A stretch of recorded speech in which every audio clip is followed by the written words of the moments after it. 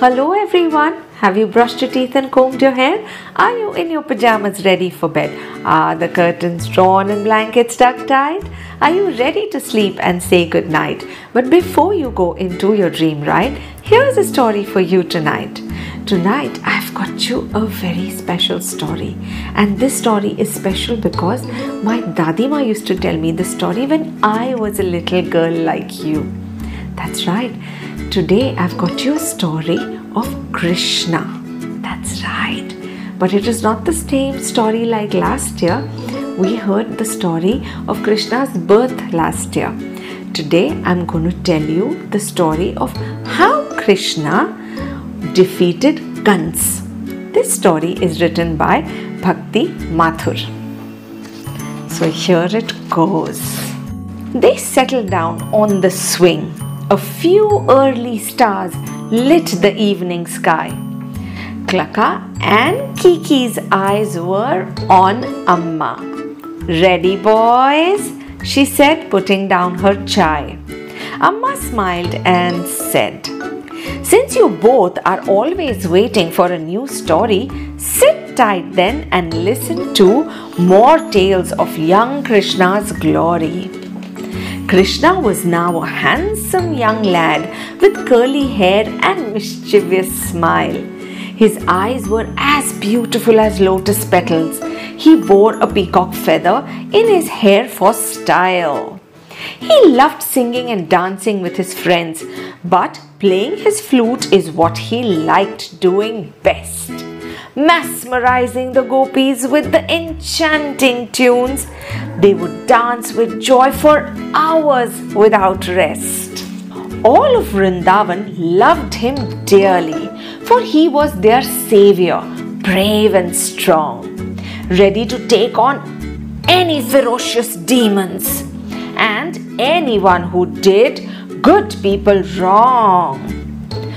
And so it was that one day when Krishna was playing with his friends by a lake, their ball fell in the water, and when Krishna jumped in, he found himself facing a ferocious hissing snake. This was none other than the infamous Kalia, the many-headed snake, as evil as can be, killing those around him with his powerful venom. Venom meaning poison. Spreading havoc and making everyone flee. Flee meaning run away. Seeing Krishna, he said, "This young lad will be a delicious meal for me. I'm glad you fell in the lake, my boy. Believe me, I am terribly hungry." Oh my God, Kalia is going to eat up Krishna. Immediately, Kalia hypnotized him with a wicked and piercing gaze. It put Krishna under a powerful spell, leaving the boy in a daze. Then Kalia made his next move, twisting around Krishna inch by inch, trying to squeeze the life out of him, while Krishna, so calm, did not even flinch.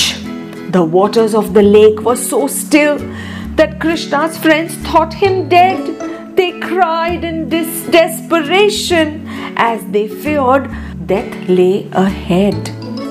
But under the calm waters of the lake, things were not as serene as seemed, for Krishna had escaped from Kalia's clutches, and suddenly someone screamed. There was a loud splash, and his friends turned to see a sight that left them spellbound in a kind of reverie. Oh my God, they just could not believe it. Kalia and Krishna had both emerged, and Kalia looked subdued. And for dancing merrily on his head was Krishna playing the flute. The ferocious Kalia had been tamed. To the ocean, Krishna banished the snake. It was safe again for all of God's creatures to drink water and graze by the lake. Now that Kalia was gone, all the poison was gone too. Yes, there were other tales of bravery that made all of Vrindavan love little Krishna. And the most famous one of all was how he fought the mighty Indra. This is my favorite too. When my Dadima would tell me this story, I would just love it. So here it goes. The people of Vrindavan worshipped Indra, Lord of the clouds. They hoped that he would send them rain. So in front of him they bowed. Seeing this, Krishna said, "Why pray to Indra? Why not pray to Govardhan hill instead? For it feeds our cows with its fresh grass and gives us meadows, trees and flower beds." So Krishna led all the villagers to the foot of Govardhan hill, where they prayed and offered flowers and fruits, much to the mountain's thrill. Seeing this, Indra lost his temper and became angry and grim, for he was arrogant and wanted everyone to keep worshipping him. He decided to punish the villagers and sent rain, thunder their way. Vrindavan was struck by a raging storm, and in panic all ran astray. Astray meaning all started running everywhere. The village was totally flooded and nobody knew what to do. Their homes and kettles were drowning. How could they see the storm through? Desperate, they ran to Krishna for help. He said, "Don't worry, just follow me. Govardhan hill will give us shelter. Have faith and trust and you will see." Trudging, they reached Govardhan hill. Trudging meaning marching, and they got very tired marching up. So trudging means marching up tiredly. And another magical sight did unfold. Krishna picked up the hill on his little finger. It was a miracle to behold. This is the best part. For 7 days and 7 nights, on Krishna's finger stood Govardhan.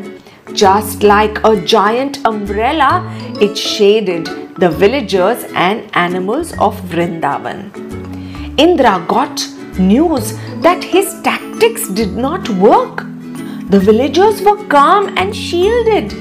The storm had done them no harm. So he went to see why they had not yielded. Not yielded meaning not surrendered. So now Indra is very curious what's going on. Indra arrived on his elephant and was stunned to see a little boy holding Govardhan on his little fingertip as though he were lifting a toy. Realizing Krishna was no ordinary lad, Indra said, "So foolish were my decrees.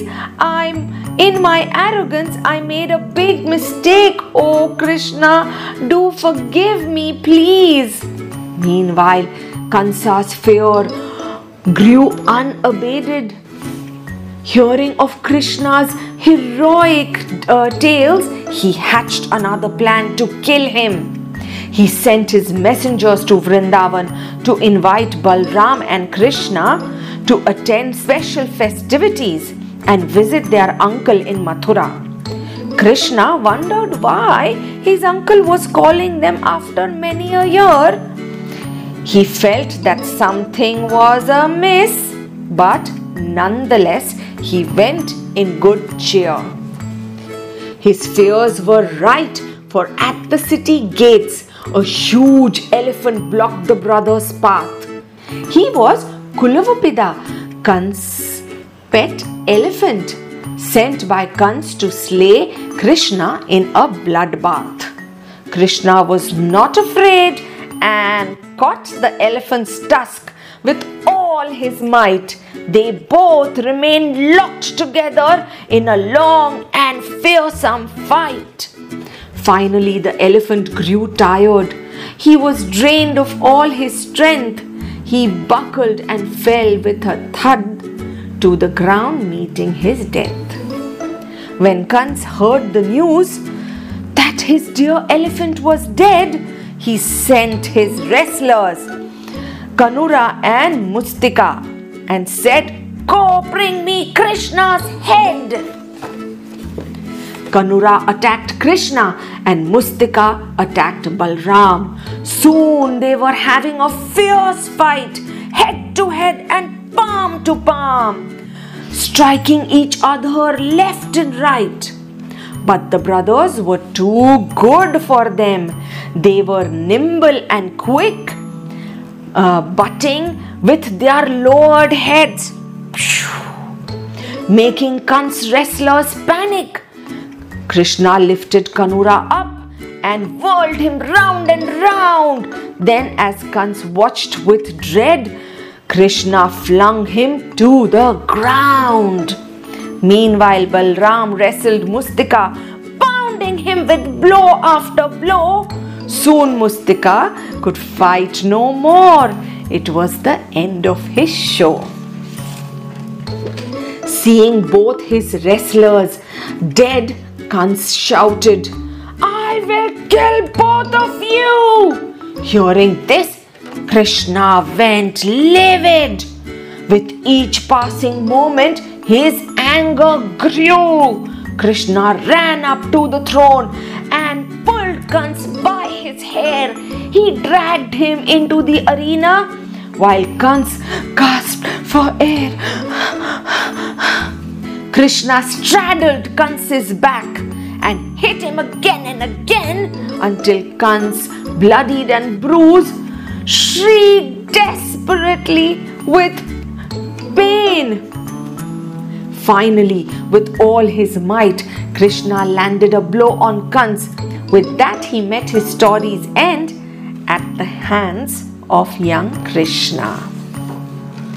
The people erupted with joy, for they had endured years of pain. They were now free of this tyrant. Evil Kans was finally slain. Krishna freed Vasudev and Devaki, his parents who were imprisoned by Kans.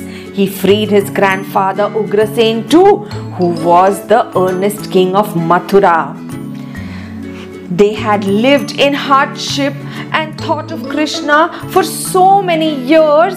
It was heart-rending. But now they shed many tears of joy. Their story had a happy ending. Krishna said, "Grandfather, I would like to hand over the kingdom to you." "No, my child, I am too old," said Ugrasen. "You must lead Mathura anew."